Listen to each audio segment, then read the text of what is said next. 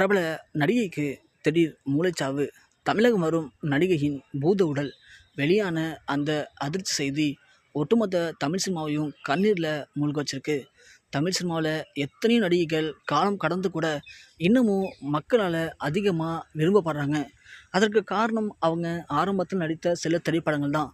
அந்த திரைப்படங்கள் மூலிமா மக்கள் மனதில் இன்னமும் ஒரு அழிக்க முடியாத இடத்த பிடிச்சிருக்காங்க.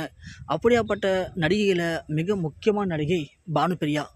பானுப்பிரியாவை பொறுத்த வரைக்கும் தமிழில் இவங்க ஒரு காலகட்டத்தில் கொடி கட்டி பறந்த நடிகை. பார்க்குறதுக்கு ரொம்ப கவர்ச்சியாக இருக்க மாட்டாங்க, கொஞ்சம் மாநிலம் தான். ஆனால் அவங்களுடைய அந்த வசீகரமான கண் பார்வை, அது மட்டும் இல்லாமல் அவங்களுடைய நடனம், ரொம்ப நகைச்சுவையான பேச்சு திறமை, இது எல்லாமே தான் இவங்களை மக்கள் மத்தியில் தனியாக அடையாளம் காணப்பட வச்சது. அப்படி பானுப்பிரியா நடித்த நிறைய திரைப்படங்கள் மக்கள் மத்தியில் இன்னமும் அங்கங்கே மிகப்பெரிய அளவில் ஒரு வெற்றியை ஏற்படுத்தி தான் கொடுத்துருக்கு. சில பேர் சொல்லுவாங்க, பார்க்கறதுக்கு அப்படியே பானுப்பிரியா மாதிரி இருக்கியே அப்படின்னு. பேர் சொல்கிற அளவுக்கு பானுப்பிரியா தமிழில் பெரிய சகாப்தத்தை உருவாக்கியிருக்காங்க. தமிழில் கிடைச்ச வெற்றி, தமிழில் இருக்கக்கூடிய அப்போவே முன்னணி நடிகர்கள் எல்லார் கூடயும் ஜோடி போட்டு நடிச்சிருக்காங்க.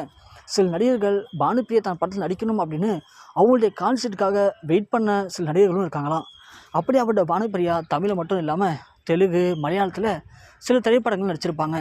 பானுப்பிரியா ஒரு நடன மாஸ்டராக சில படங்களுக்கு கொரியோகிராஃபும் பண்ணியிருக்காங்க. அது மட்டும் இல்லாமல் பானுப்பிரியா சில மிக முக்கியமான நடிகைகளுக்கு டப்பிங் குரலும் கொடுத்துருக்காங்க. இப்படி சினிமாவில் என்னெல்லாம் பண்ண முடியுமோ அப்படி எல்லா சாதனையுமே பானுப்பிரியா பண்ணியிருக்காங்க. அப்படியாப்பட்ட பானுப்பிரியா வாழ்க்கையில் ஏற்பட்ட மிகப்பெரிய சோகம் அப்படிங்கிறது அவங்களுடைய திருமண வாழ்க்கை தான். இவங்க ஒரு வெளிநாட்டு தொழிலதிபரை காதலித்து திருமணம் பண்ணிட்டாங்க. இவங்களுக்கு ஒரு மகள் பிறந்தாங்க. அந்த நேரத்தில் திடீர்னு தன் கணவர் அவங்கள விட்டு விலகி போயிட்டாரு, விவாகரத்து பண்ணிட்டாரு. அது பானுப்பிரியாவில் சுத்தமாக ஏற்றுக்கவே முடியல. திரும்ப சில வருடங்கள் கழித்து பானுப்பிரியா கணவர் திரும்பவும் பானுப்பிரியா கூட சேர்ந்து வந்து வாழ ஆசைப்பட்டார். பானுப்பிரியா தன் வாழ்க்கையில் மீண்டும் ஒரு ஒளி கிடச்சிச்சு அப்படின்னு தன்னுடைய கணவர் கூட சேர்ந்து வாழ ஆரம்பித்தாங்க. எல்லாம் நல்லபடியாக போன அந்த நேரத்தில் திடீர்னு பானுப்பிரியா கணவர் சில நோய் தாக்கத்தினால இறந்து போயிட்டார். அது பானுப்பிரியாவுக்கு பெரிய ஒரு மன உளைச்சலை உண்டு பண்ணுச்சு. தன்னுடைய வாழ்க்கை ஒன்றும் இல்லாமல் போயிடுச்சு. தன் கணவர் தான் கூட சேர்ந்து வாழணும்னு ஆசைப்படும் போது தன்னால் கூட வாழ முடியாமல் போயிடுச்சு அப்படின்னு மன வியக்தியில் அதை பற்றி யோசித்து பானுப்பிரியாவுக்கு மன ரீதியாக சில பிரச்சனைகள் ஏற்பட்டுச்சு.